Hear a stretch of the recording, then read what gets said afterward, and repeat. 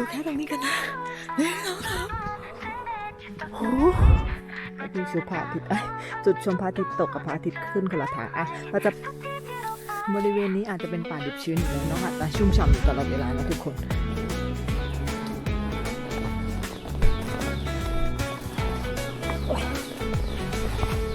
ทุกคนฝากด้วยนะใครมาเที่ยวธรรมชาติอย่าลืมเอาขยะกลับไปด้วยนะไม่น่ารักเลยค่ะ